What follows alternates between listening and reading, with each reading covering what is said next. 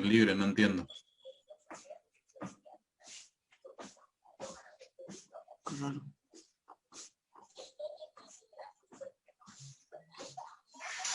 A ver. Bueno, cualquier sea el caso, disculpen.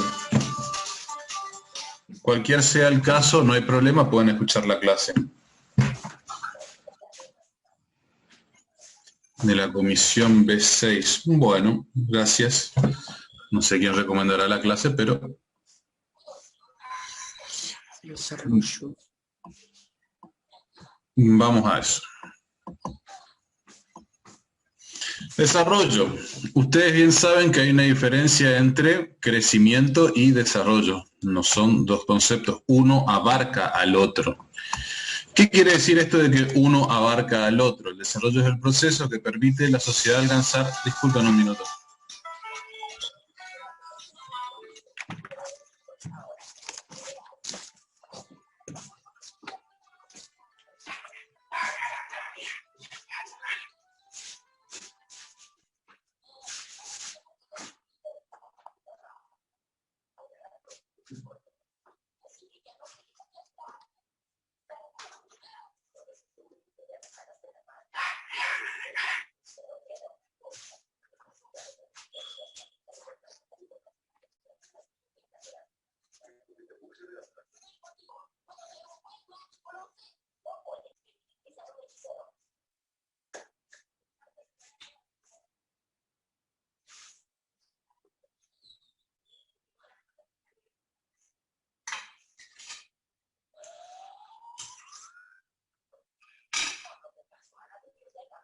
Rogelio, si estás escuchando, apaga tu micrófono. Ah, sí, disculpen, perdón.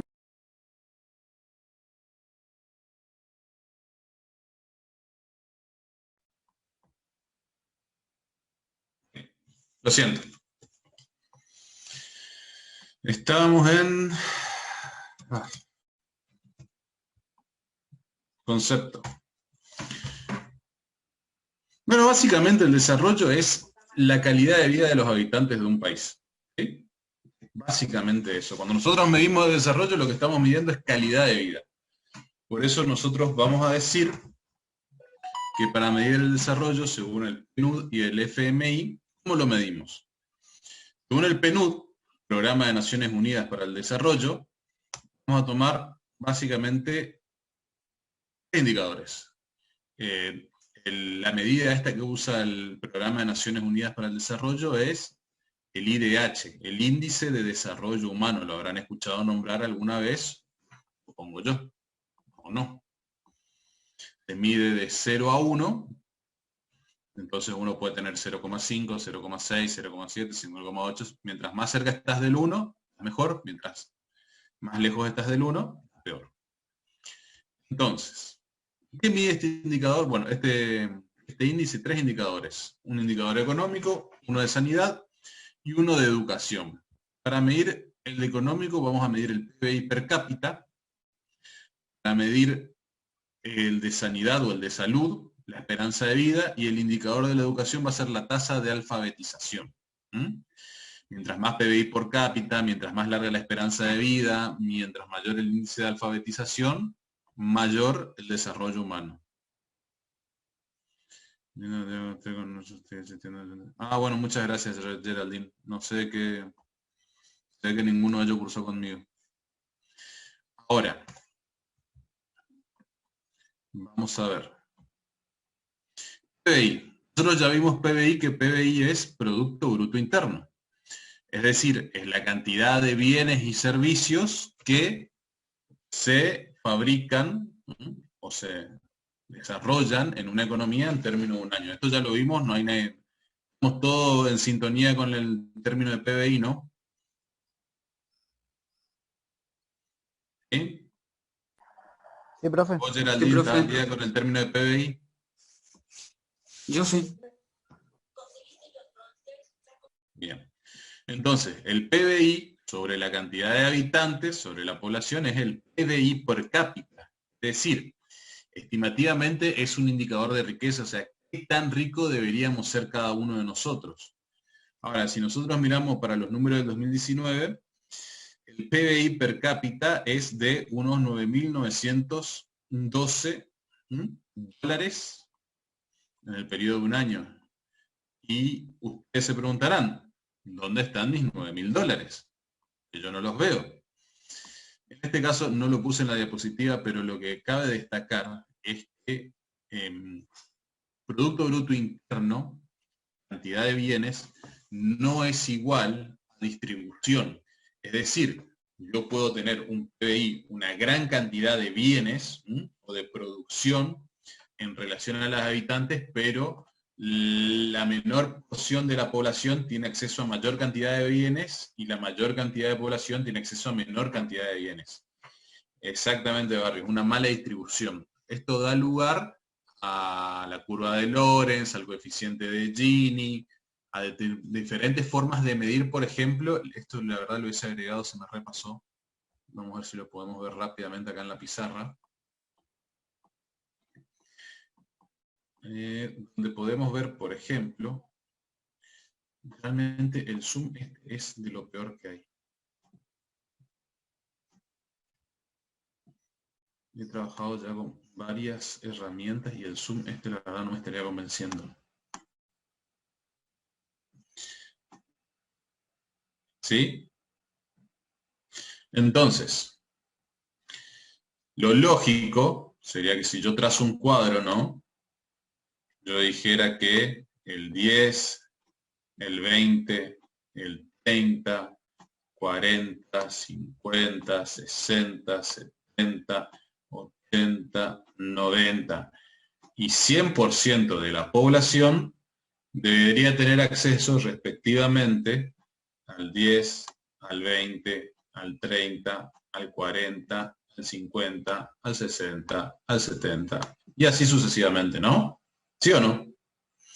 Entonces, si fuésemos 100% equitativos, si hubiese una distribución perfecta, cosa que es imposible, pero si más o menos fuese perfecta, esto sería así. Sería una curva de 45 grados. Mis 45 grados no son muy exactos. Pero sería una curva recta. ¿Sí? Bueno, la mía no porque es bastante deforme. Pero ustedes entienden el punto, ¿no?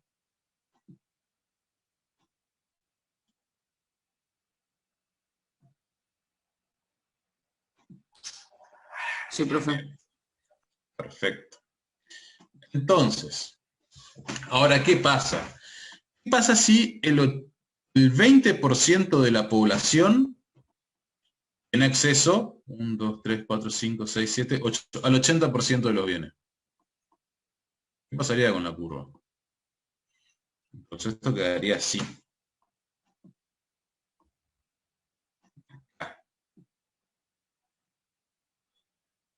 Que es tan difícil hacer un punto. Bien. Y si el 1, 2, 3, 4, 5, 6, 7 y el 80% tuviese acceso al 20, esto quedaría por acá. Dando lugar a otro tipo de curva, que es inversa. O podría plantearlo como hace la curva de Lorenz, que lo hace de la siguiente manera. Esta curva mientras más panseada, el 0 tiene lugar al 0, eso es correcto. Y así, vamos a ir viendo que mientras esta curva es más panseada, o toma esta forma, significa que es mayor mi nivel de desigualdad. ¿Sí? En este caso, esta que la estoy dibujando al revés, me parece. Pero vamos a ver que esta curva se va a ir panseando.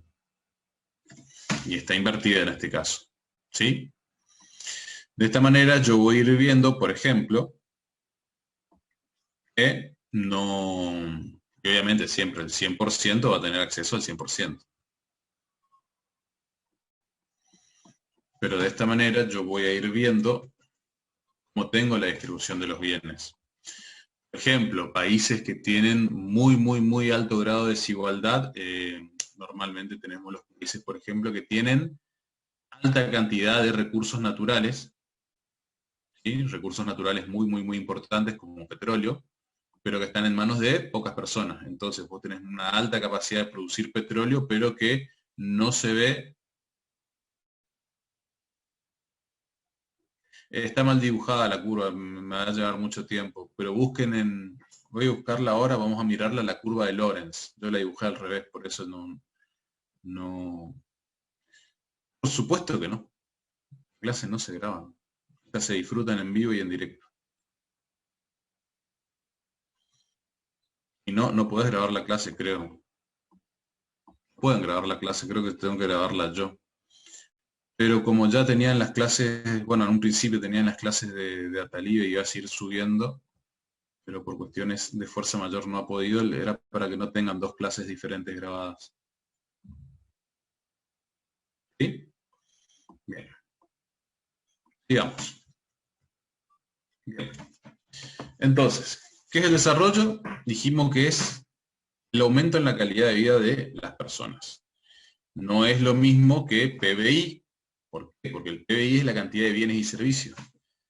El PBI por cápita es uno de los indicadores del desarrollo. Por eso decimos que el desarrollo abarca al PBI, lo tiene adentro. ¿Vamos? Segundo indicador, esperanza de vida.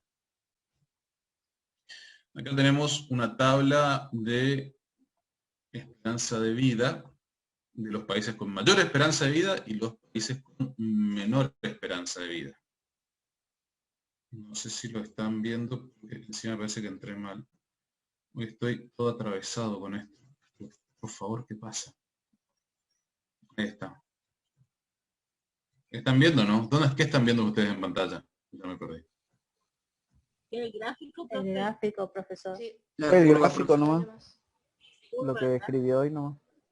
¿Esto? No, no deberían estar viendo esto, deberían estar viendo una tabla, esto. No, Entonces, quedó en el gráfico nomás, profe. Joder. A ver, vamos de vuelta.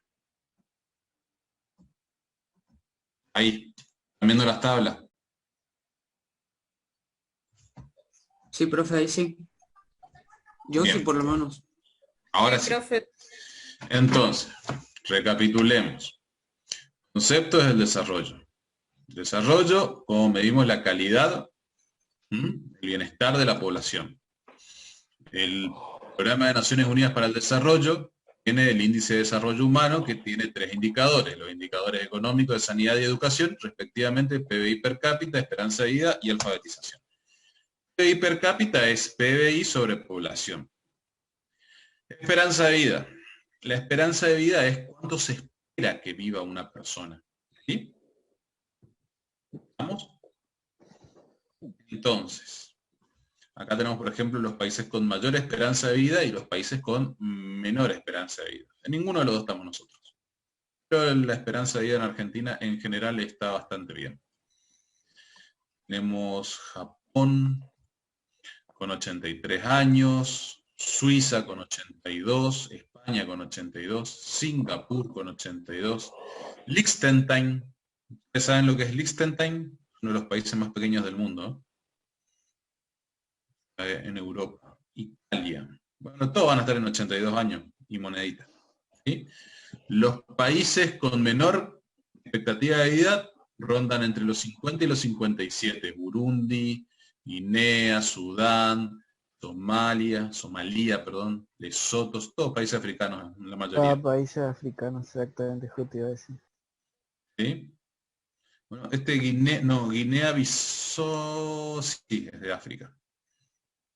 Bueno, fíjense, casi 30 años de diferencia hay entre los países que más viven y menos viven. O sea, dependiendo de dónde nacieron ustedes, van a esperar vivir 80 o 50 años.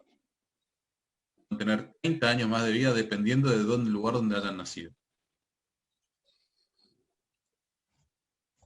¿Sí? A este respecto, yo estoy haciendo mal porque yo lo que tengo que hacer es compartir de vuelta. Nueva función. Y ahí compartir. Por eso es que me está saliendo todo mal. Bien. Esta es la tabla sacada de la página de la CEPAL, de la CEPALSTAT, a ser más exacto. Y acá tenemos la evolución en la esperanza de vida de la Argentina. ¿Sí? Entonces, si ustedes prestan atención, van a ver que acá pone la primera fila son de ambos sexos, y después está discriminado por hombres y por mujeres. ¿Sí? Entre el año 50 y 55, la esperanza de vida en promedio era de 62 años para los hombres de 60 y para las mujeres de 65. Un promedio de 62,6. Entre el 55 al 60, de 64, respectivamente 62 para los varones, 67 para las mujeres. Y así sucesivamente, si vamos aumentando, vamos a ir viendo que la esperanza de vida ha ido en aumento, ¿sí? Desde los 62 hasta los 72 años en promedio. Lo curioso, en el caso, es que de la misma manera aumenta relativamente la esperanza de vida en ambos sexos, digamos. Es decir, la mujer va desde los 65 hasta los 75 años, y el hombre va desde los 60 hasta los 68 años, lo cual no es muy alentador. Pero bueno. Profe, disculpe, hay un micrófono encendido que está haciendo interferencia. A ver. Eso le iba a decir, profe, porque se escuchan ruidos muy raros. Ah, sí. A ver, Viviana, desactivado, Ojeda, desactivado. Ahora sí. Bueno, estos son datos importantes. ¿Por qué? Porque estos datos, por ejemplo, a la hora de legislar serían importantes. Por ejemplo, si ustedes prestan atención, un detalle, ¿cuál es la edad jubilatoria? La edad jubilatoria es de 65 años y para los varones y 60 para la mujer. Es decir, que los varones prácticamente no se terminan de jubilar, que fallecen, y las mujeres se jubilan antes y tienen más edad de vida. Ejemplo. Eso es normativamente hablando a la hora de tener en cuenta. Exacto, para la jubilación, entre otras cosas. Eso es importante que ustedes puedan tener acceso a los datos en general, ¿sí? Y para eso, bueno, les estamos por mostrar ahora la página de la CEPAL. La docencia en anterior nos jubilamos antes porque es considerado trabajo insalubre, 51. ¿En serio? La docencia, bueno, yo Sí, no, profe. ojalá me Sí, profe, jubilaran por a los eso, 51. por eso estoy jubilada. Qué bien, me alegro mucho. Hay un régimen especial. Yo sabía, acá en Corrientes, por ejemplo, hay régimen especial para los excombatientes de Malvinas, y no sé para quién más. Los policías, y bueno, los trabajos insalubres en general, no me recuerdo, creo que los trabajos nocturnos también tienen esos regímenes especiales. Ya es los mineros y los radiólogos, pero también la docencia. Y No, si es me parece que docente de los escuela especial, los radiólogos no sé si entran.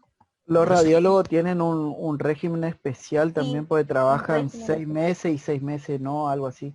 No, Justamente porque es medio no sé, complicado. la verdad que no, en particular no sé, porque también mi señor padre no era muy afecto a las normativas, pero él era radiólogo y se jubiló a los 65. Por eso me suena raro. y en Entre Ríos, si es docente de escuelas especiales, se jubilan con 45 años de edad, sin importar la cantidad de años de servicios. Ah, mire usted. Bien. Sigamos entonces. Ahora vamos a la diapositiva. Pero fíjense cómo ustedes, por ejemplo, pueden tener acceso a la evolución de la esperanza de vida, entre otras cosas. Fíjense ustedes, y vamos a notar, por ejemplo, que Japón, eso es un caso que va a ser paradigmático para nosotros. Yo quiero que siempre que miren el caso de Japón. Ya vamos a ver por qué. Bueno, después tenemos la alfabetización. No tiene la alfabetización, hablan liso y llano la cantidad de personas que saben leer y escribir. En eso la verdad que nosotros siempre anduvimos bastante bien. Sí, sí, sí. Sí, yo conozco, sí. La radiación, sí, trabajan con las paredes de plomo, los trajes de plomo. El chiste siempre decía que papá era el hombre radiactivo. A ver, volviendo entonces. Nosotros tenemos en la actualidad 99% de la población alfabetizada, lo que es bastante alto, y así creo que lo subimos, antes estábamos un poquito menos, pero casi nada, estábamos en el 98, hace un par de años atrás, y ahora en estos últimos años llegamos al 99, en estos últimos 5, 7 años más o menos. Y esto no es mayorista, o sea, una de las maneras de medir educación. Lo que sí, si prestan atención, por ahí podríamos plantearnos que sería necesario rever un poco estos parámetros. ¿Por qué les digo rever? Está muy bien, nosotros, por ejemplo, está bien, tenemos 99% de la población que sabe leer y escribir y eso está muy bien. Pero ahora en el siglo XXI yo, por ejemplo, me pregunto si no sería adecuado preguntarse qué porcentaje de la población sabe manejar un ordenador, sabe manejar un celular correctamente, digamos, que puede tener. Porque si vamos al caso, leer y escribir siempre fueron herramientas del hombre para poder acceder al conocimiento, al trabajo, a las disciplinas, etc. Y hoy las herramientas informáticas son igual o más importantes.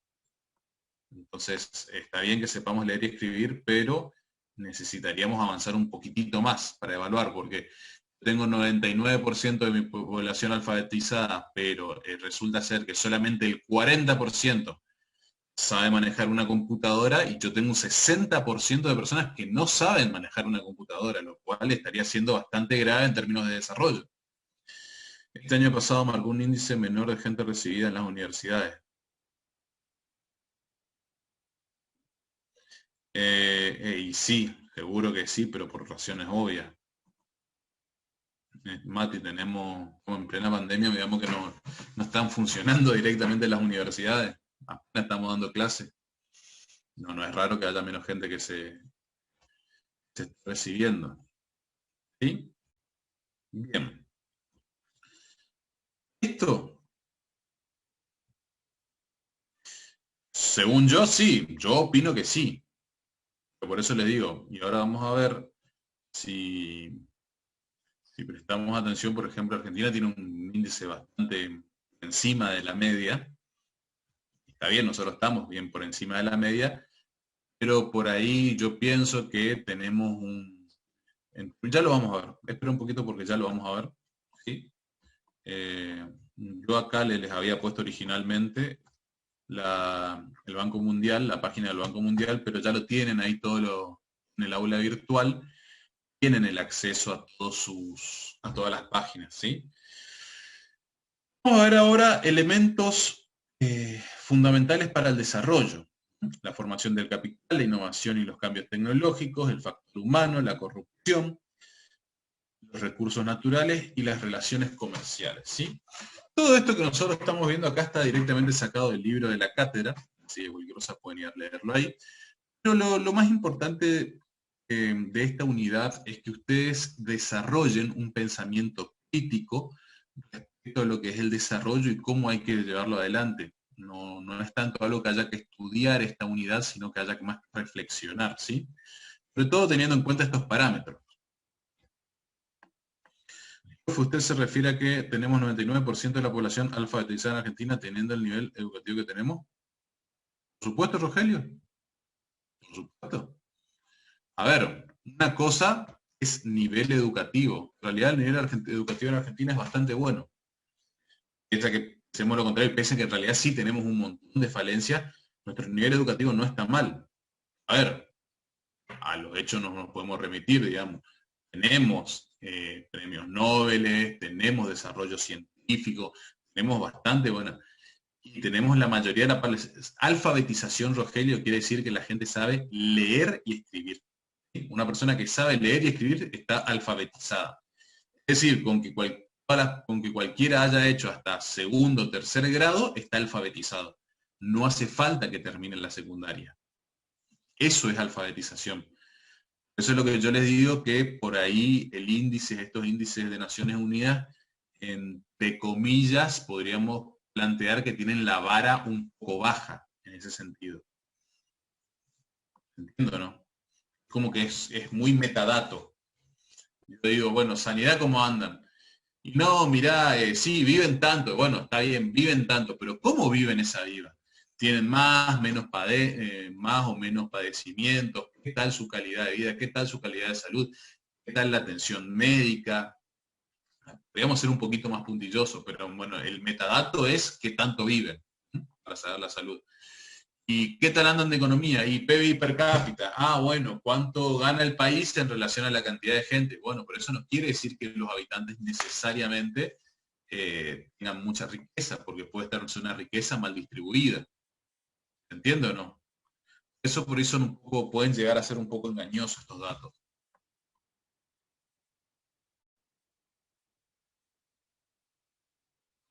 Las pruebas PISA, Argentina. Sí, pero hay que ver. A ver, yo no digo que nosotros estemos rebosando, ¿sí? Pero lo que quiero enfatizar de que no estamos mal, o tan mal por lo menos. Hay que ser un poquito. ¿Nos falta mucho? Sí, por supuesto, tenemos que ajustar un montón de cosas. Pero en realidad tenemos, más que ajustar en el sistema, yo creo que tenemos que ajustar nosotros mismos. Podrían empezar ustedes por estudiar para la clase de economía. ¿Sí? Entonces vamos a ser un país un poquito más culto.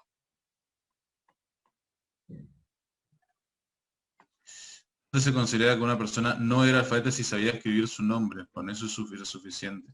Aunque no supiera el contenido de lo que escribía, solo el hecho de escribir. Ah, mira, no sabía eso, María Elena. No, obvio que hay otros métodos para hacer CISA. Así era antes. Y sí, pero no sé cómo, sí, pero supongo yo también que si sabían escribir su nombre es porque pasaron por un proceso de escolarización.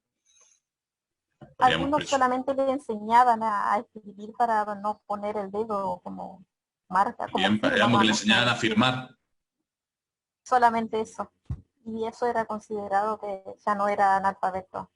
Por supuesto que los parámetros ya cambiaron. Por eso es necesario, creo que ahora toda la parte tecnológica también. Sí, por supuesto que sí. Porque antes necesitaban eso nada más, seguramente. Y que uno se va adaptando a los requerimientos que tiene. A ver, yo he conocido personas que no podían leer o escribir, pero que tenían oficios técnicos. Entonces estas personas desarrollaban su oficio. Vos le pedías que firme un contrato y sí, así nomás, y no quería porque en realidad le daba vergüenza admitir que no sabía escribir. Claro. Pero sin embargo ella no adquirió esas mismas personas, por ejemplo, yo he conocido y saben hacer cálculos mentales perfectos de manera totalmente rápida, o sea, es como que se adiestraron en eso porque el mismo trabajo los llevó a y es que sí, a ver, la matemática no es algo privativo de la escritura, la matemática es algo que todo el mundo lo hace de manera instintiva. A ver, mi niña claro, que tiene 4 años no sabe leer y escribir, pero sabe sumar y restar.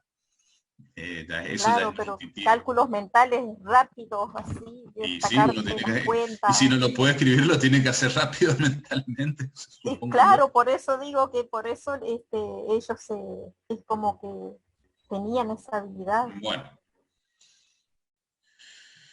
Bien, seguimos entonces. La formación de capital. Vamos a ir viendo uno por uno estos ítems, a ver en qué consisten. ¿Sí? Después de esto vamos a navegar un poquito por las páginas del Banco Mundial y demás para ir viendo diferentes indicadores. Nosotros ya vimos lo que es formación del capital. ¿Recuerdan o no? Cuando vimos capital, ¿cómo se forma el capital?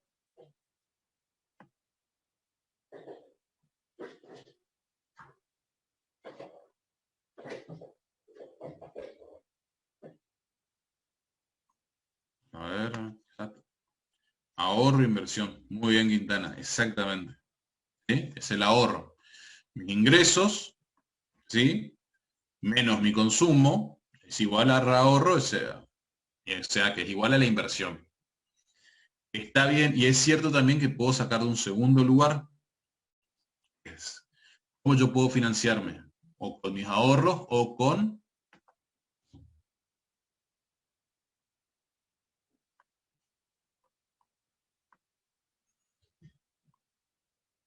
Estamos. Exactamente, con endeudamiento, con crédito, con deuda, todas son correctas. Está bien. Ahora, ¿cuál es el problema? Un minuto.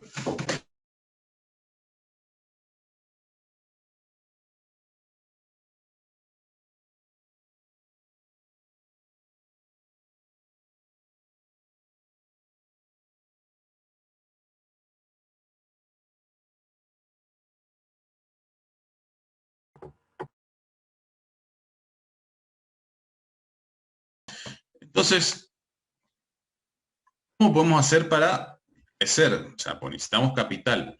¿El problema cuál es? El problema es cuando nosotros tenemos una economía en vías de desarrollo y tomamos créditos que no podemos pagar. ¿Sí? Entonces, si no podemos pagar, ¿qué pasa? Entramos en default, en estado de cesación de pago. Entramos en estado de cesación de pago, aumenta el riesgo país. Si aumenta el riesgo país, se vuelve más difícil tomar créditos. Igual, yo soy de la opinión de que poco importa el riesgo país para tomar más créditos que en realidad no los deberíamos tomar porque tampoco podemos pagarlos, ¿no? Pero esa es un poco la idea. Hay que ser muy juiciosos. Los créditos deberían ir directamente a financiar infraestructura, a financiar capacidad de producción. A ver, si yo tomo un préstamo para crear un puente que yo necesito para la circulación de mercadería, genial. Por más que el puente en sí mismo no sea una producción, pero es algo que me va a ayudar a que se produzca. Ahora, si yo tomo para financiar un pasivo, para financiar una falta de ingresos, y estoy en un problema. Es como que usted dentro de su casa digan, bueno, no estoy llegando a fin de mes. ¿Por qué no estoy llegando a fin de mes?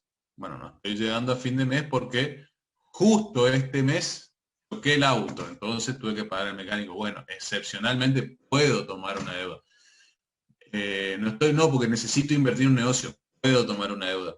Y yo digo, no estoy llegando a fin de mes porque yo gano 1000 y estoy gastando 1500. Y no, mi hermano, o tenés que empezar a producir 1500 o tenés que empezar a gastar solo 1000. Pero vos no podés sostener, podés comer lo que tenga ahorro si lo tenés, o si no vas a entrar en una deuda que no podés pagar. Y eso es un poco, si alguien toma deuda para pagar otra deuda, no deja de endeudarse, y no, así es.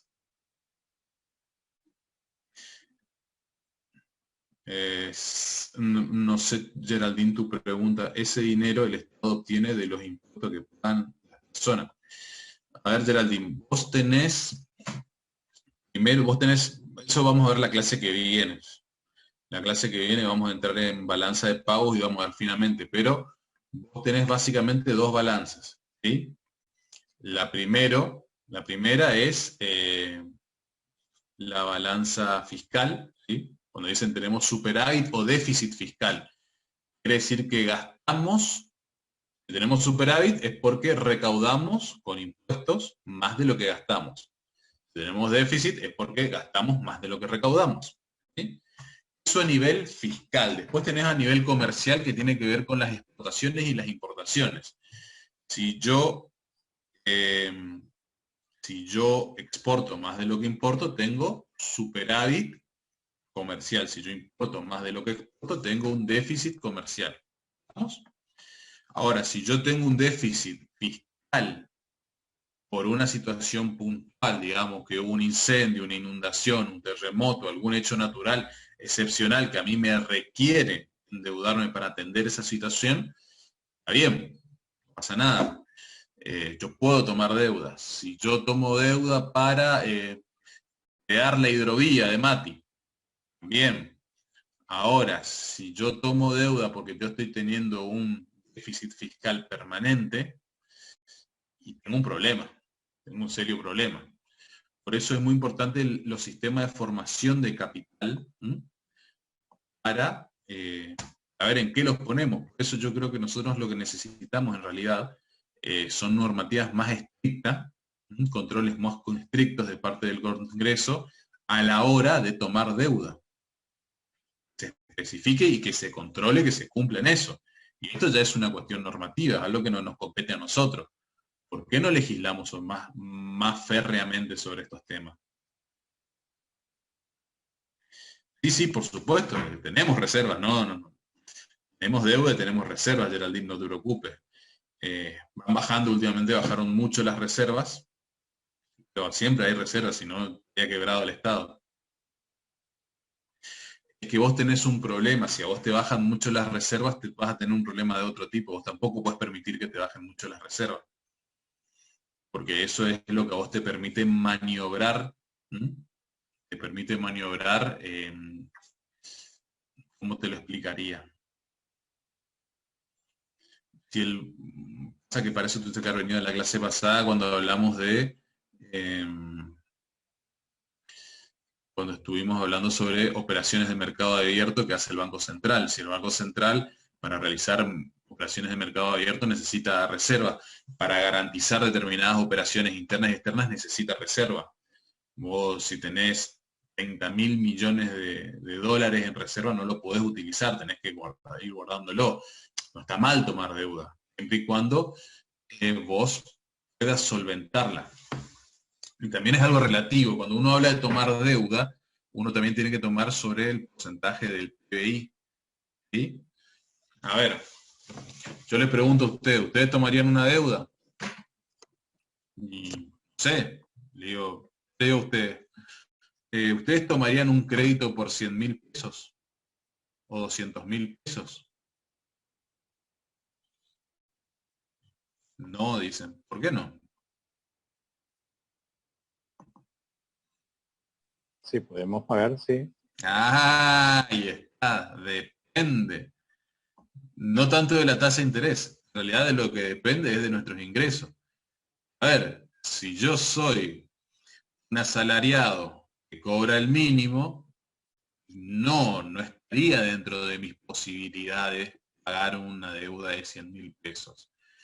Ahora, si yo cobro 50.000 o 60.000 o 100.000 pesos por mes, y puedo tomar una deuda de 100.000 pesos. ¿Sí? Porque representa un mes de mi sueldo.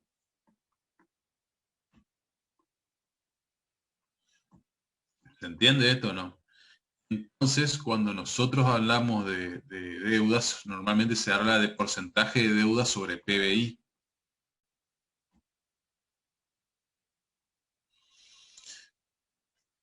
Depende, es relativo. Hay opiniones encontradas.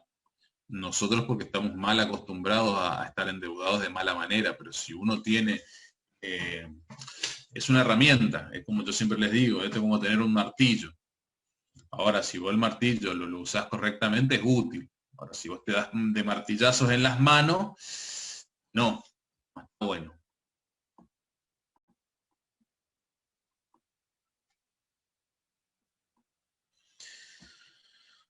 Sí, no, obviamente.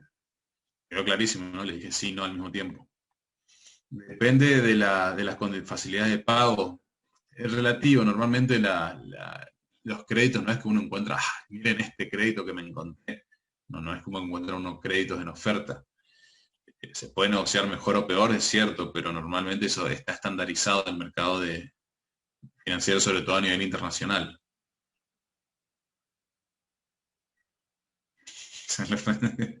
Puede ser, desconozco. Depende para qué. Bueno, quedó claro esto.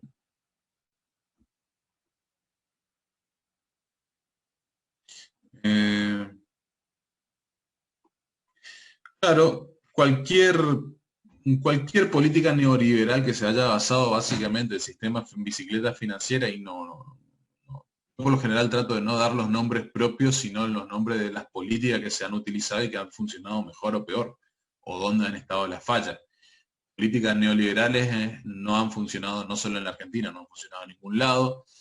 Las políticas que se han utilizado desde el 2003 en adelante dieron muy buenos resultados al principio.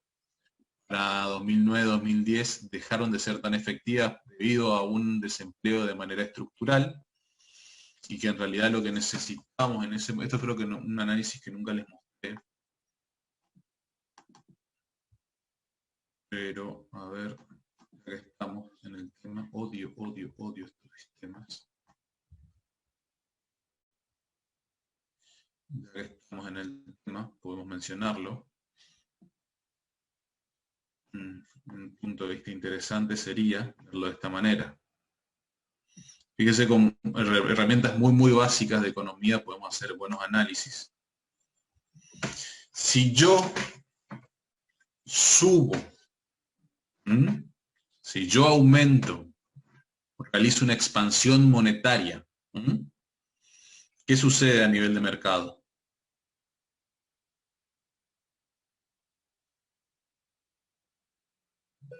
Hay más demanda.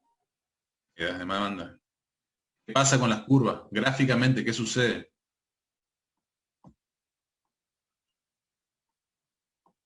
No aumenta la demanda, porque que aumente la demanda quiere decir que yo me sigo moviendo dentro de la curva. Se desplaza la curva de demanda. Se desplaza la curva de demanda, ¿a la izquierda o a la derecha? ¿A la derecha? A la derecha. Derecha. Muy bien. ¿Por qué?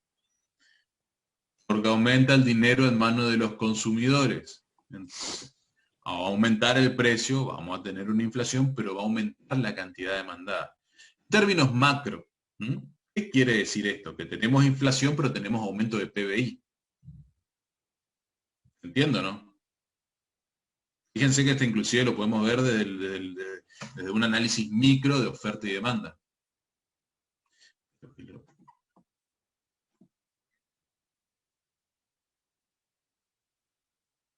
Tenemos un nuevo punto de equilibrio. Y esto va a funcionar mientras que, mientras yo tenga factores para hacer crecer la cantidad de bienes dentro de la economía. En el momento que yo ya no pueda hacer crecer, esto simplemente lo que va a hacer es aumentar el precio. Eso ya lo habíamos visto. Ahora, ¿qué pasa si en lugar de poner el dinero en manos de los consumidores, si es otra cosa? ¿Qué podría ser?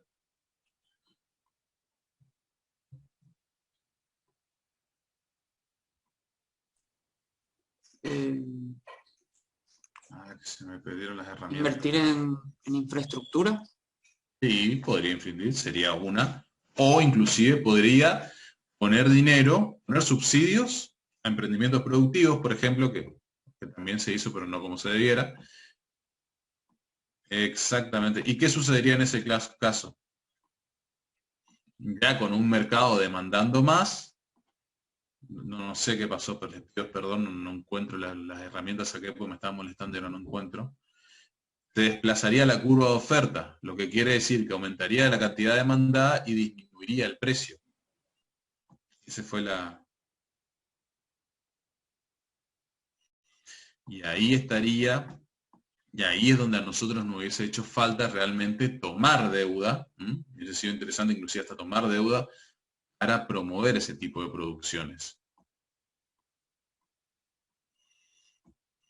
Y esa es la razón porque yo la clase pasada también les decía que nosotros necesitamos mayor cantidad de población para generar un mercado interno más interesante. ¿Sí? Bien.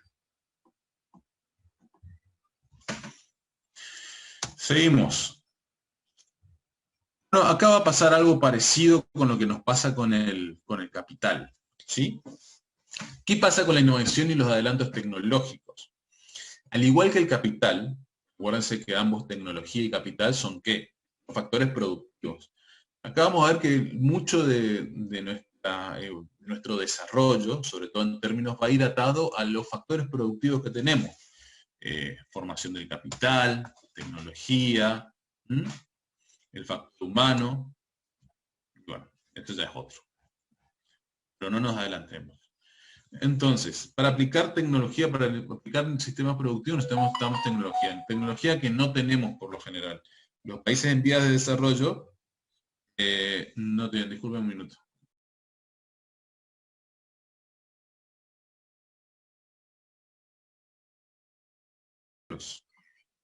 Si no, hay que comprarlos. Que se pagan, hay que pagar patentes, hay que pagar licencias. Ese es el problema que tenemos a nivel mundial hoy en día, por el hecho de que no están liberadas las licencias de las vacunas. Entonces solamente determinados laboratorios pueden producirla y tenemos una escasez a nivel mundial de vacunas. En el hospital de campaña hay respiradores, pero pocos kinesiólogos formados en su uso, es decir, que falta capacitación y más que tecnología. Sí, podría ser el caso del hospital. En realidad yo no quiero opinar de ese hospital de campaña, así que vamos a pasar de este ejemplo puntualmente. En general sí, lo que nos pasa en realidad a nosotros en general es que nos falta más la tecnología, la capacidad humana. ¿Sí? Y ahí viene lo del factor humano. Esto es muy importante y acá es donde sobre todo quiero hacer énfasis en lo que es Japón. ¿Por qué? Si ustedes alguna vez vieron un planisferio, un globo terráqueo o cualquier cosa, o el Google Maps, van a entrar y van a ver qué es Japón. ¿Me pueden contar?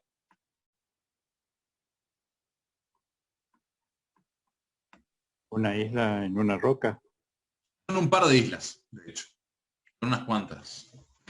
Son 3, mal no recuerdo. Pero gracias a la maravilla de la tecnología, podemos entrar acá. Qué mal me queda esta interfaz. ¿Están viendo, no? Sí, profe, estamos viendo. Estamos viendo. Sí, están bien.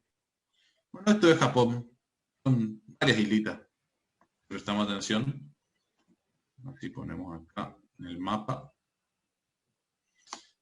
Tenemos Sapporo, Osaka. Osaka, una ciudad. Este Sapporo es una isla aparte, acá también hay más islitas, hay muchas islitas. Es prácticamente un archipiélago. Y estas islitas acá tienen uno de los índices de desarrollo humano más grandes, más altos del mundo. Ahora miren ustedes lo que es el mundo, ¿no? Las fallas de dimensiones que suele tener esto. Esta islita acá contra muchos países con mayor cantidad de territorio y lógicamente recursos naturales. ¿Cómo es posible que Japón tenga tanto nivel de desarrollo? Porque tiene tecnología y tiene personas capacitadas para... Muy bien, tiene tecnología, pero más que la tecnología, tiene desarrolla sus capacidades humanas al máximo. Eso es lo que hace. El factor humano en Japón está explotado en la máxima expresión. Ellos, como no tienen tierra, se han desarrollado a desarrollar tecnología. Bueno, pero esa tecnología no se desarrolló sola. La desarrollaron las personas que viven ahí. Trae mucho estudio, mucha capacitación, mucha formación, saber explotar las herramientas que tenían y han hecho realmente una potencia en términos económicos. Esa es otra historia, la tasa de suicidio. Y hay un par de lugares medio, inclusive hay lugares geográficos como que son tabúes por ese tema. Y inclusive creo que hay lugares donde ponen anuncios muy fuertes sobre no entrar solo, que la gente se deprime y demás. Sí, bueno, eso, en sus matices. Creo que en algún momento se hizo un estudio, habían hecho un estudio donde medían la felicidad y habían concluido en un primer estudio, antes de ajustar variables, que Cuba era el país más feliz del mundo. Y más de uno se empezó a querer rasgar las vestiduras y decían, ¿cómo puede ser que Cuba sea el país más feliz del mundo? Y es fácil. Ellos estaban viviendo cosas tales como drogadicción, suicidios, divorcios y un montón de cosas feas que en realidad si uno le miraba muy finamente, ninguna de esas cosas existía en Cuba. Pero uno después, si le agregaba algún tipo de indicador material o económico, cambiaba. Pero hacía secas sin ningún tipo de indicador material o económico, daba como eso. Sobre todo con los parámetros que habían puesto. Corrupción. Esto es algo así como una triste realidad para nosotros. En realidad es una realidad en todos los países del mundo. Nosotros como que lo tenemos más habituado, más normalizado, si se quiere, lamentablemente. Pero lo que sucede es que esto es un gran impedimento para el desarrollo. ¿Por qué? Porque si yo me imaginara el desarrollo como un río que fluye, la corrupción son como todos los canales que desvían el agua de donde tiene que ir, entonces nunca llega. De como una represa. Claro, exactamente. ¿Supieron administrar y explotar al máximo? Sí. Cuestión. ¿Cuál es el problema? En este sentido a mí me gustaría hacer una reflexión en general. Nosotros, los argentinos, tenemos un problema muy, muy serio con la corrupción. El problema con la corrupción que tenemos los argentinos es que nos encanta ver la paja en el ojo ajeno. Pero nos encanta. Y nunca, jamás en la vida nos vamos a mirar para adentro a ver qué hacemos nosotros. Porque uno podría llegar a la conclusión de que en realidad somos todos corruptos. Y el problema nuestro no es si el político es corrupto. Es que el político tiene más poder que nosotros, nada más. No es que tenga una moralidad diferente. A ver, yo voy a hacer una pregunta muy sencilla. Cualquiera de los aquí presentes, una pregunta, ¿cómo se dice? Que no se responde. No me acuerdo el término ahora. Si alguno aquí de los aquí presentes hubiese la posibilidad, miren el ejemplo que les voy a dar, de vender una propiedad legal, legítima, propia, ¿no? Uno va, eso, gracias, es una pregunta retórica. Si yo tengo que vender mi casa, y mi casa vale $100.000, yo voy y la vendo. Cuando yo hago el contrato de compra-venta, ¿en cuánto declaro el valor de la casa?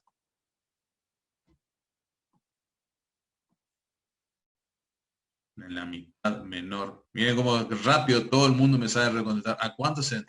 ¿Por qué ponemos un precio menor?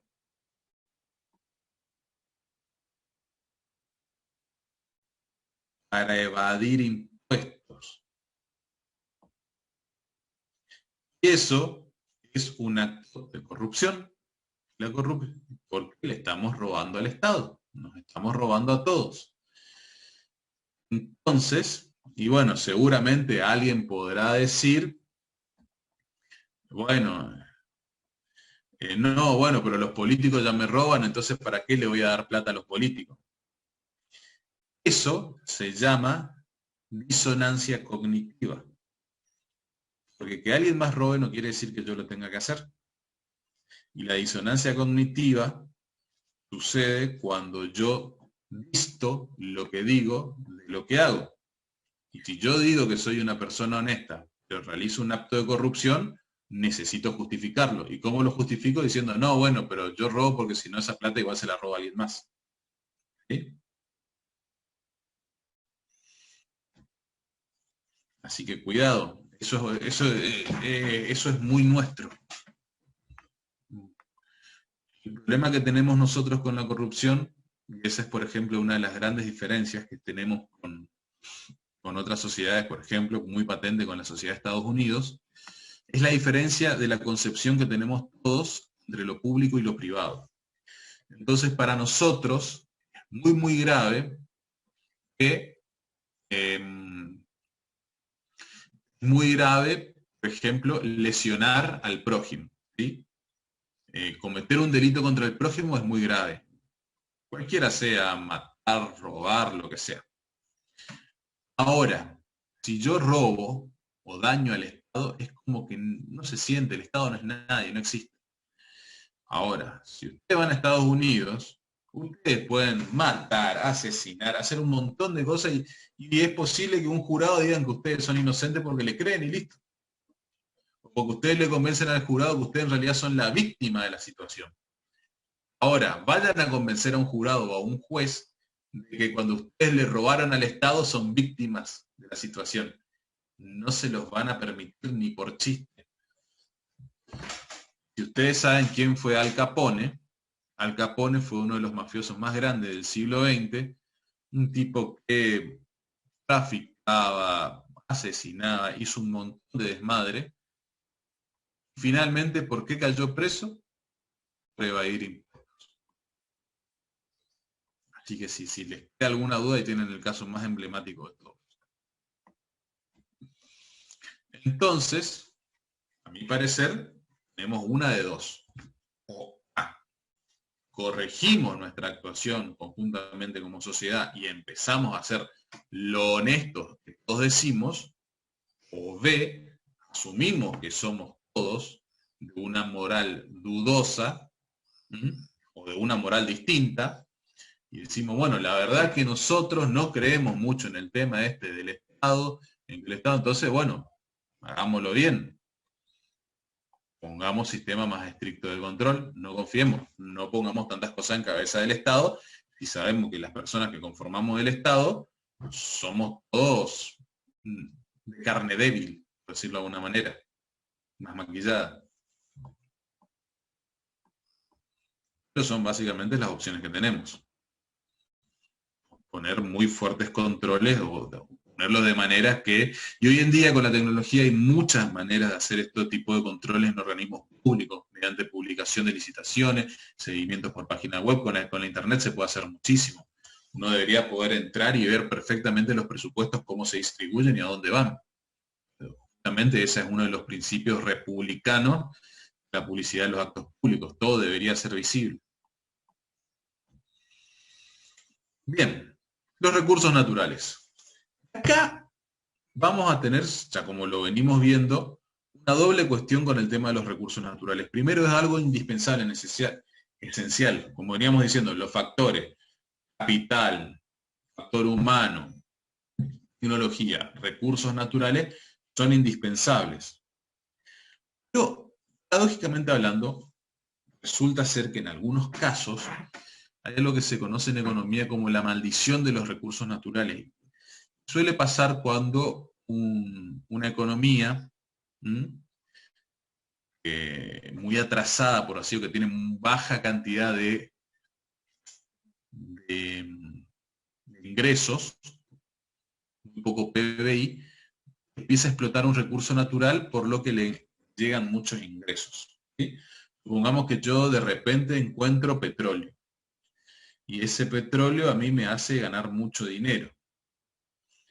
Como el Estado tiene muchos ingresos de repente y no ha tenido un proceso de aprendizaje de la explotación de esos recursos o de alguna otra cosa, voy a tener muchos ingresos, pero en pocas palabras no voy a saber qué hacer con eso. Y voy a terminar teniendo a largo plazo un problema. ¿Por qué? Porque yo tengo ingresos con los que no sé qué hacer. Probablemente los voy a terminar malgastando, los voy a terminar invirtiendo de manera equivocada o despilfarrando. ¿Sí? Y esto es un caso que se ve bastante a menudo cuando uno no ha tenido el proceso necesario para adaptarse a la creación de esos recursos. Y sin embargo hemos visto el caso de Japón, que prácticamente sin recursos naturales, ha logrado sacar adelante una población muy desarrollada. ¿Sí? Sin embargo, hay que tener mucha atención, además por una cuestión muy sencilla.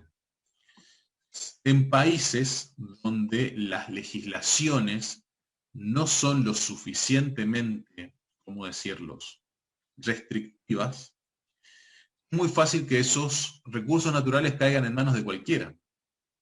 Yo puedo tener un montón de recursos naturales en Argentina, pero resulta ser que el campo acá en Itatí es de propiedad de capitales brasileros.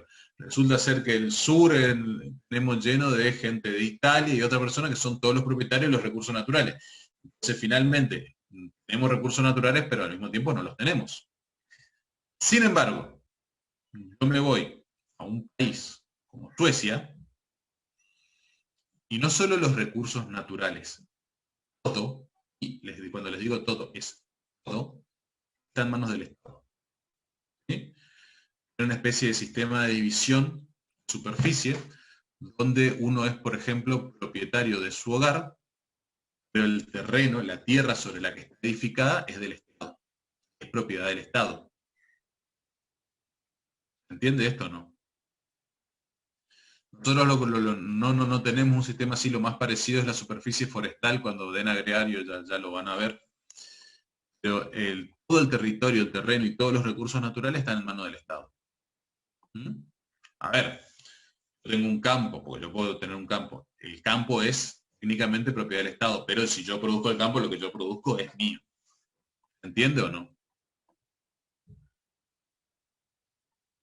Profe, y en ese caso, en ese país, si uno produce algo, también eso es del Estado. Lo acabo de decir, Mara. Lo que yo produzco es mío. La tierra es del Estado. Profesor, sería como que nosotros arrendamos la tierra para poder producirla, trabajarla y vivirla. Cuando vean agrario, no voy a parar en esto ahora. Cuando vean agrario, acuérdense de la figura de la superficie forestal, ¿sí?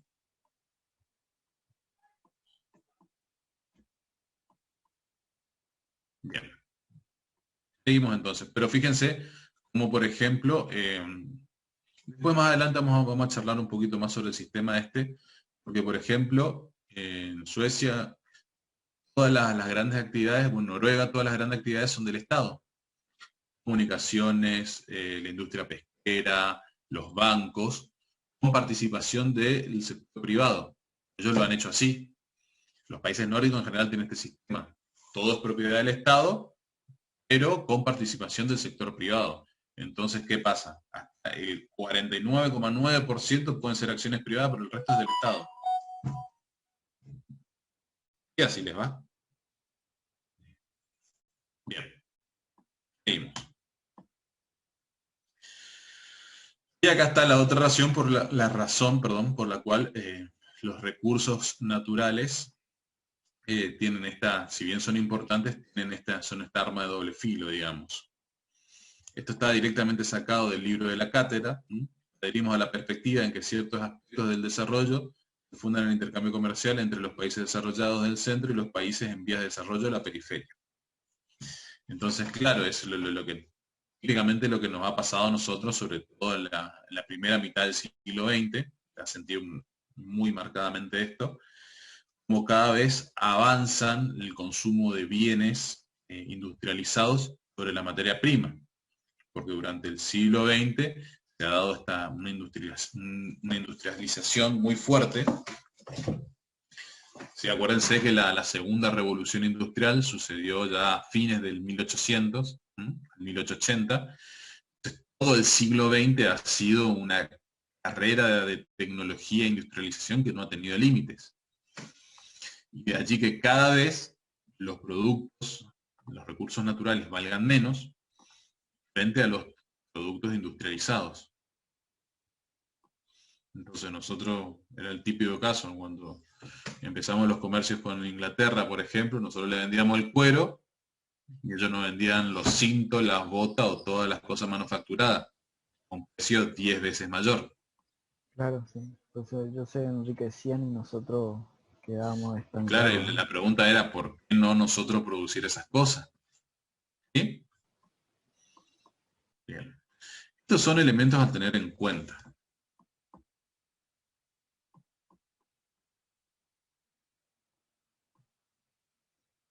Bien. Vamos hasta acá. Hasta acá lo que es en sí la clase, el contenido de la unidad de desarrollo, si se quiere. Lo que vamos a hacer a continuación es entrar a mirar un poquito, a navegar por las páginas donde están los indicadores para que ustedes los puedan ir viendo. Entonces tenemos, por ejemplo, bueno, acá tienen en el aula, van a tener que buscar un poquito. Yo voy a hablar con Natalia a ver si puedo modificar los enlaces para que los manden directamente a indicadores concretos. Esto hace que necesiten buscar, y por ahí no son muy amigables estas páginas en este sentido.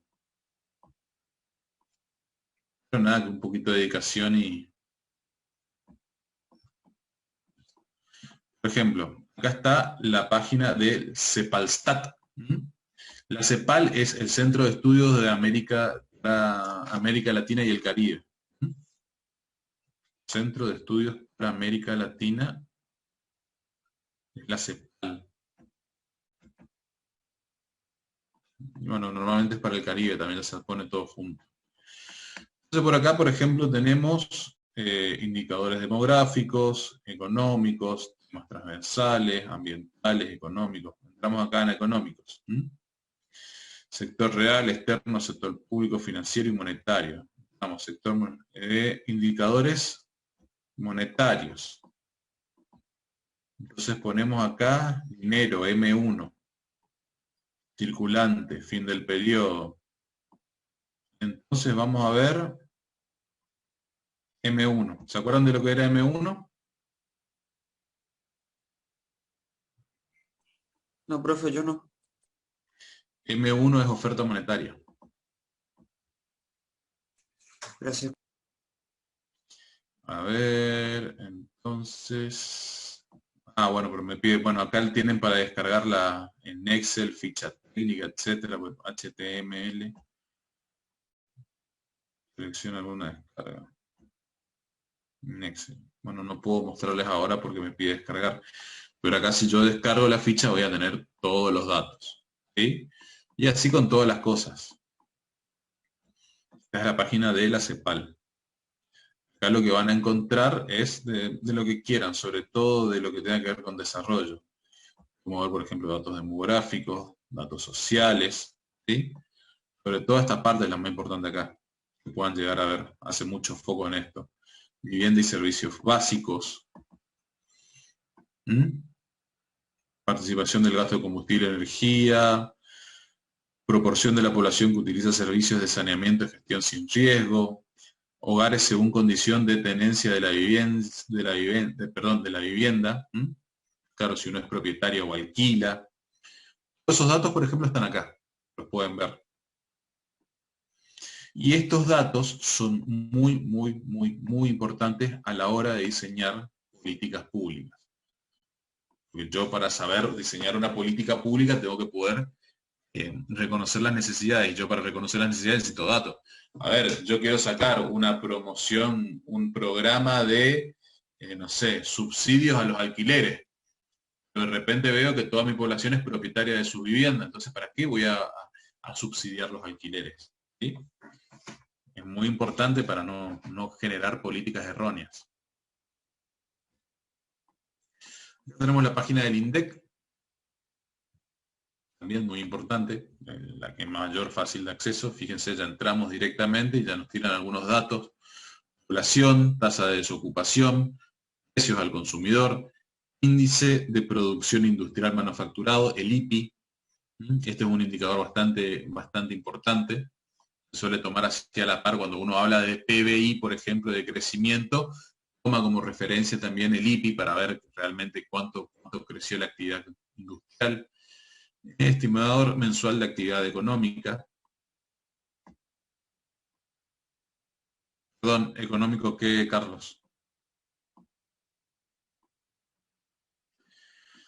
Entonces, yo, por ejemplo, acá puedo entrar en base de datos.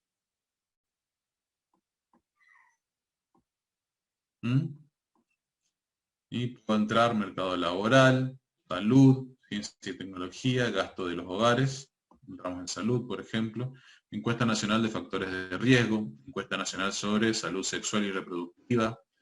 Encuesta nacional sobre prevalencia del consumo de sustancias psicoactivas. Temas especiales, población con discapacidad. Gasto de los hogares.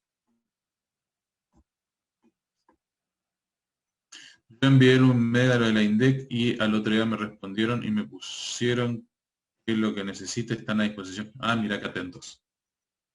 La verdad que nunca les escribí. Sí, para un trabajo que está subido en el aula virtual. Que pedía los índices de eso. Fíjense acá. No, sí, disculpa. Mira, esto es muy importante. Fíjate, encuesta nacional de gasto de los hogares. Ustedes saben que se realiza algo que se llama la EPH, encuesta permanente de hogares, y documentos metodológicos. Acá, por ejemplo, muestra resumen metodológico del cómo se hacen las encuestas. Y esto es algo muy importante. ¿Por qué? Porque según la metodología que yo ocupo, a mí los resultados pueden ser unos u otros. Eso es muy importante cuando ustedes están frente a un dato, frente a una investigación, sobre todo si el día de mañana ustedes quieren trabajar en términos científicos, quieren escribir un artículo científico o quieren hacer un análisis bien hecho, quieren basarse en datos bien tomados, ustedes no le pueden escapar a esto. Si quieren ver datos, tienen que preguntarse de dónde salieron esos datos. Porque yo, por ejemplo, navegando un poquito para la clase de hoy, me he encontrado con algunos datos que eran realmente, a simple vista uno veía que estaban mal. Me acuerdo que vi la evolución del PBI per cápita de la Argentina desde el año 50 hasta el 2000, y eran unos datos totalmente equivocados, unas comparaciones totalmente malas. Y yo decía, pero ¿y esto quién lo publicó? Y empiezo a mirar y la fuente era un Twitter. Entonces, alguien en Twitter puso que el PBI per cápita tenía una forma que era, no sé, era irrisoria. Entonces pueden poner cualquier cosa. Tienen que chequear primero el dato sea de una fuente por lo menos más o menos fiable.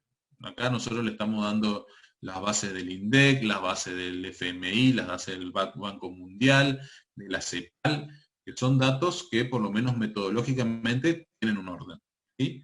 De ahí en más yo puedo analizar si la metodología está bien o mal utilizada, o está mejor o peor correspondida con mis criterios. Por ejemplo, un error muy típico a la hora de informar, por ejemplo, en general, yo les puedo decir que en determinado periodo mi deuda subió, no sé, de 100 a 200. Y yo digo, epa, pero si yo dupliqué mi deuda, eso está muy mal. Pero yo les decía, sí, pará, mi deuda se duplicó, pero no sé, mis ingresos se triplicaron. Entonces, relativamente hablando, relación ingresos-deuda, mi deuda relativa disminuyó y es lo que a mí me importa, mi capacidad de pagar la deuda. Entonces yo no puedo medir, por ejemplo, deuda en términos brutos si yo tengo que medirlo en términos relativos contra el PBI. ¿Se entiende o no? Lo que les quiero enfatizar es que sean muy cautos a la hora de analizar los datos. Sobre todo en estas épocas donde por ahí fluye mucho la información y fluye mucho también la desinformación.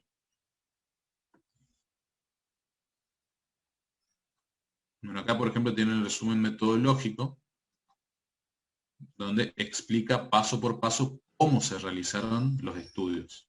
¿Sí?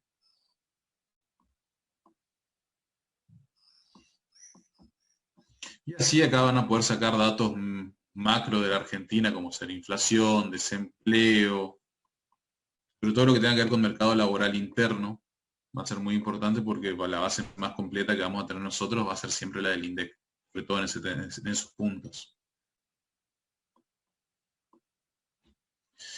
Después tenemos los datos del Banco Mundial. Los Banco Mundial, el Banco Mundial tiene datos que son, como decir, una página con una interfaz que es muy poco amigable también. Por eso cuando les pongo a buscar datos, yo les recomiendo que busquen el dato en concreto que quieren y de ahí bajen y busquen entre todas las listas en los países, que por suerte Argentina está ahí al comienzo. comienzo, y van a poder sacar, porque si quieren buscar por Argentina van a tardar mucho en buscar el dato que quieran. Entonces yo, por ejemplo, pongo acá el análisis de PBI per cápita y puedo ver cómo evolucionó el PBI por cápita en Argentina en los últimos 50 años, por ejemplo.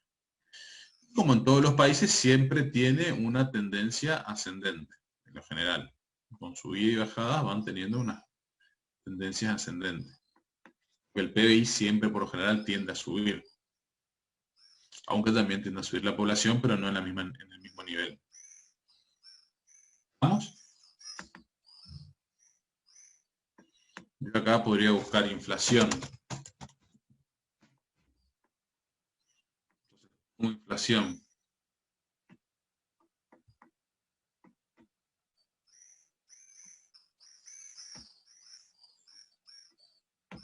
Buscar datos. Inflación. Parece que está muy lento esto.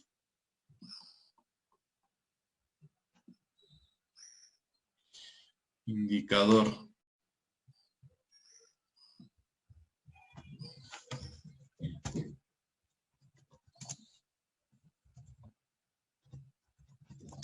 No sé por qué no me salta el dato de inflación.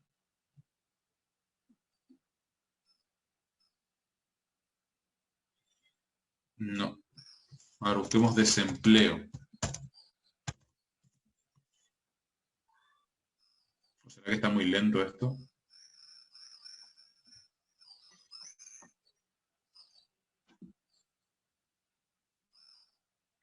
Bueno, les pido disculpas, la verdad que esto está muy lento, no me estaría funcionando como debiera. Pero en principio que ustedes tienen que poner el indicador o el país y les busca y van mirando. Igual acá tienen bastantes, pero podemos ir viendo así, capaz por acá podemos ver más rápido: cambio climático, ciencia y tecnología, comercio. Comercio de mercaderías, importaciones de exportaciones de combustible, exportaciones de metales, índice de desempeño, plazo de entregas, turismo internacional, turismo, plazo de entrega de las importaciones, importaciones de mercadería. Vamos a ver importaciones de mercadería. Entonces, importaciones de mercadería para Argentina. Y fíjense que acá ya les da tirando los datos. En Argentina en el 2019 tuvimos 49.124. Va a estar medido en porcentaje de dólares.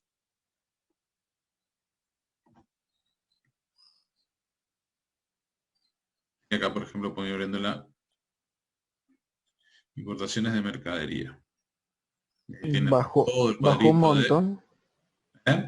Bajó un montón, parece. ¿O no? En estos últimos tiempos, y sí. Por supuesto. Por supuesto está a ir bajando ahora porque no... Lo importante es que tener plata también. O sea, esto es básicamente cuánto compraste al extranjero. ¿Entiendo, no?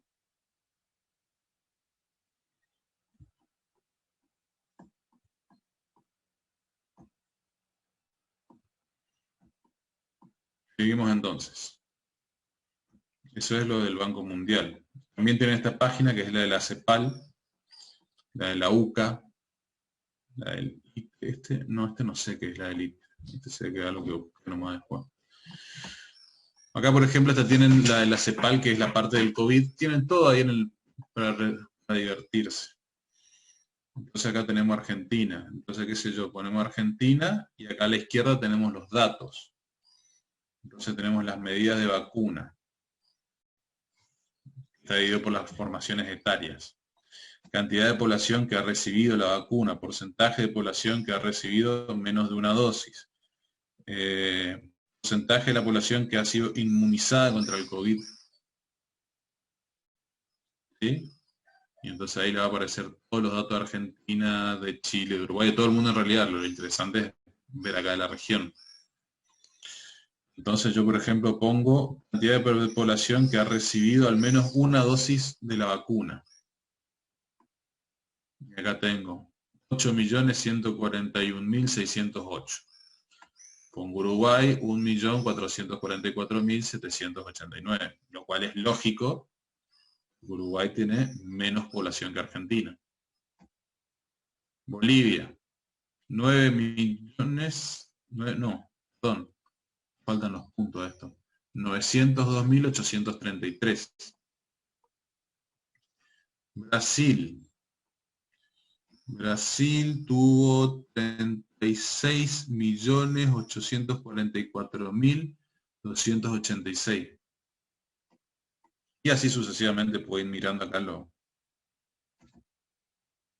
economía, política fiscal, política monetaria. Y ahí tienen todos los datos. Educación de la CEPAL. Suspensión de clases. Empleos, género, protección social, salud, todo. Bien. ¿Alguna duda? ¿Alguna pregunta? ¿Algún dato, indicador que quieran que busquemos?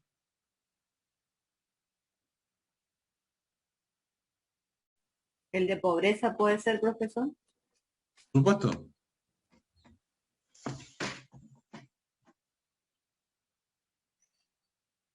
Ese podríamos buscarlo acá en el INDEC o en el de la CEPAL también. ¿Sí? A ver, vamos a buscar pobreza.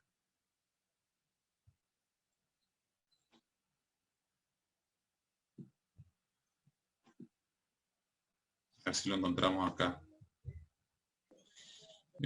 Control de precio y cantidad, estímulo. No, pasa que todo esto tiene que ver más con el tema de COVID. No sé si va a estar acá el de pobreza. Yo creo que en el INDEC. En el INDEC va a ser mejor, ¿eh? Sí. A ver, mercado laboral, no. Vamos a buscar acá en el buscador entonces. Pobreza.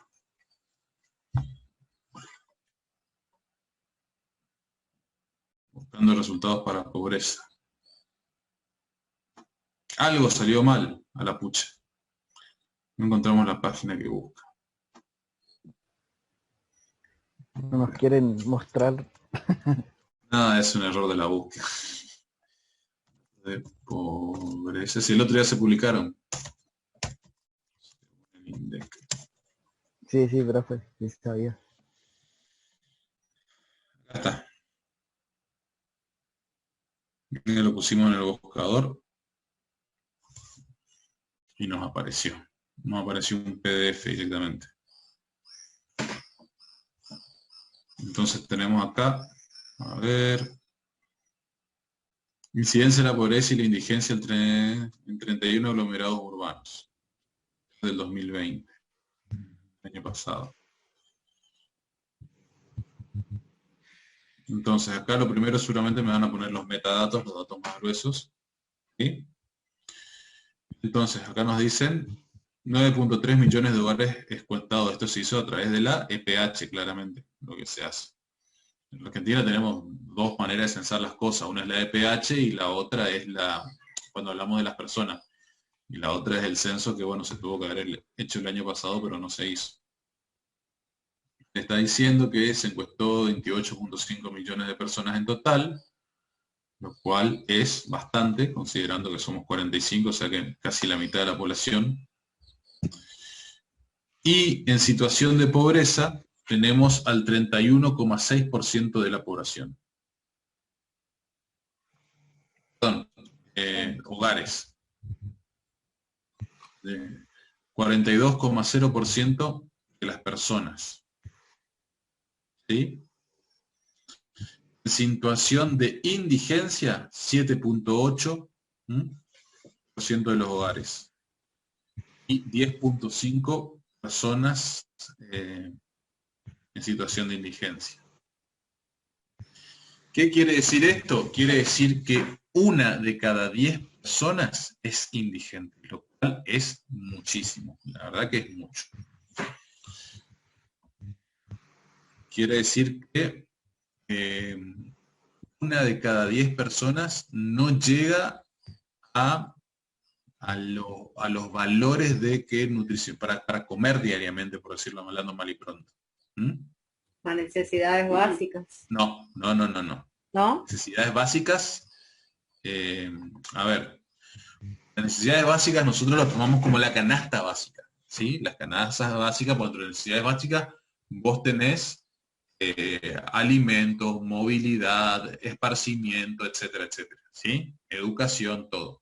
Eso es canasta básica y eso es para el índice de pobreza. Que vos seas pobre quiere decir que vos no llegás a la canasta básica, que es la cantidad de dinero que vos necesitas para acceder a todos los bienes y servicios. Los bienes y que uno servicios. tiene. Vos seas indigente significa que directamente no te alcanza para comer.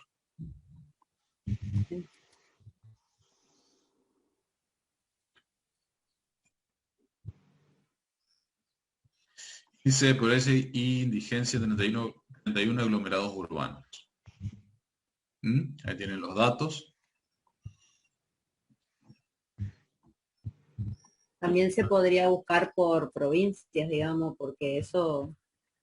Sí, seguro que está por provincia. Claro. Vamos a anotarlo, seguro que está. Vamos bajando y acá tenemos. ¿Sí? Juan, Mendoza. Entonces, acá tenemos, fíjense ustedes, dice pobreza, hogares pobres. ¿Sí? Entonces, Ciudad Autónoma de Buenos Aires, el 12,12. Partido General de Gran Buenos Aires, 40. Fíjese que tenemos pobreza e indigencia por hogares y por personas. Entonces, vamos a ver el noreste. El noreste está en torno al 30% de los hogares pobres. ¿Sí? Posada siendo la de, Formosa, la de menor incidencia con 25, Corrientes con 32, Gran Resistencia con la mayor incidencia con 40%. Igual, acuérdense que esto no es por provincia, sino es por aglomerados urbanos, ¿sí? No refleja los datos totales de la provincia. La región pampeana, patagónica, y todos están más o menos iguales, ¿eh? Todos rondan el 30% en promedio. Algunos más, algunos menos. ¿Sí? Igual que si lo miramos por persona va a rondar más el 40, que va a ser en fin el reflejo de lo que son los metadatos. Pero a ver, si comparamos, por ejemplo, en Corrientes tenemos 32% de hogares y 42% de personas. En Formosa tenemos 25% de hogares y 36% de personas. Mientras que en Resistencia tenemos 30% de hogares y 53% de las personas. Fíjense que los datos de personas siempre es un poquito más que el de los hogares. ¿Qué quiere decir esto? ¿Qué conclusión sacan ustedes de eso? Si lo piensan rápido van a saber. ¿Qué le está diciendo el dato? Que Resistencia hay más No. pobreza que En relación de que siempre son más las personas pobres que los hogares pobres. Porque hay menos hogares, hay muchos habitantes por cantidad de hogares. 4 o 5 personas, 6 habitan un hogar. No exactamente. O sea, sí, lo que quiere decir es que en los hogares pobres hay más personas que en los hogares no pobres. ¿Sí? Lo que podría estar reflejando, entre otras cosas, un factor de hacinamiento, es decir, la cantidad de personas por metro cuadrado, que también es otro de los índices de desarrollo humano, otra de las formas que se usa para medirlo. Bien. Bueno. Sí, necesidades básicas insatisfechas, sí. Bien, miren. Vamos a dar por terminada aquí la clase. Yo les voy a pedir, no exactamente como una tarea, pero me gustaría que, a ver, ustedes están por grupos no, porque, a ver, cómo podemos dividirlos para que no tengan que buscar todos los datos todos. Bueno, ustedes tienen todavía sus grupos. No, pero va a ser mucho para dividir. Lo que quiero es que para la semana que viene, no para la clase que viene. Por grupo no, busquen cada uno, busquen algún dato. Que cada uno busque un indicador, ¿sí?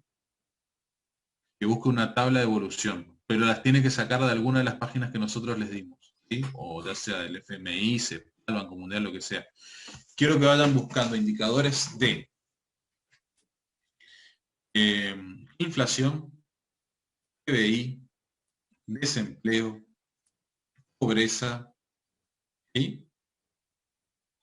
De Argentina, Brasil, Paraguay y Uruguay.